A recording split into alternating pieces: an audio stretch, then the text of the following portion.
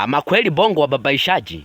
Nimepita hapo kati nimekutana na wazee wanakunywa pombe, vilita wameshika tu hivi. Na wanacheza muziki wale wazee. Wale wazee kwa kweli uongo dhambi. Muziki wanauona. Muziki wanauona. Shida sio kucheza huo muziki. Shida ipo kwenye wimbo wanaoucheza. Wimbo ni Walozi Mwando. Wewe. Pombe ina madhara we, pombe ina madhara. Pale ndo nikajua kweli pombe ina madhara. Ila nilivyofikiria vizuri, wale wazee walikuwa wanajaribu tu kuonyesha madhara ile pombe. Walikuwa wanajaribu tu kuonyesha baadhi ya madhara ya pombe. Naona hiyo. Nilikuwa na ombi kidogo kwa serikali hapo. Maana haiwezekani sisi kila siku tunaenda kwenye mbuga za wanyama kuwatalii. Siku moja muwafungulie wanyama ili waweze na wenyewe kututalii siku moja. Watutalii tu kidogo siku moja tu. Maana sio kila siku tukuwatalii wao. Jamani, yaani kuna hawa ambao hata uposti kitu kizuri kivipi, lazima wa comment vibaya. Yaani wameumbiwa tu ku comment vibaya. Hawawezagi ku comment vizuri. Wakishindwa kabisa utasikia which country is this.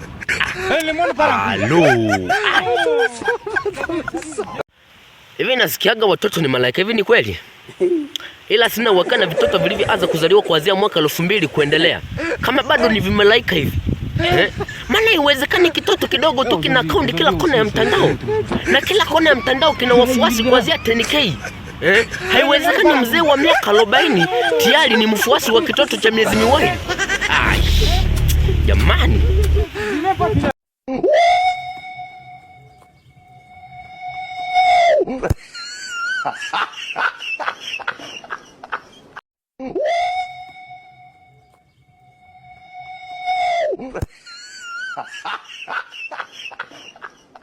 Ama kweli bongo wa babaishaji.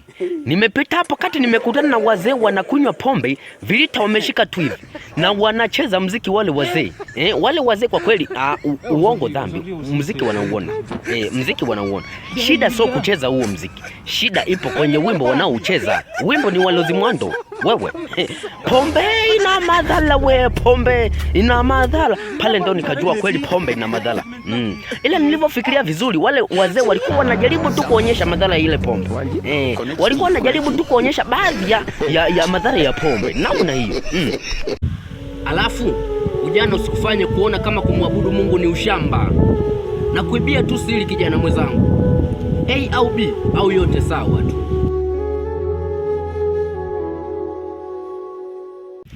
Nilikuwa na ombi kidogo kwa serikali hapo. Maana haiwezekani sisi kila siku tunaenda kwenye mbuga za wanyama kuwatalii. Siku moja muwafungulie wanyama ili waweze na wenyewe kututalii siku moja. Watutalii tu kidogo siku moja tu. Maana sio kila siku tukuwatalii wao.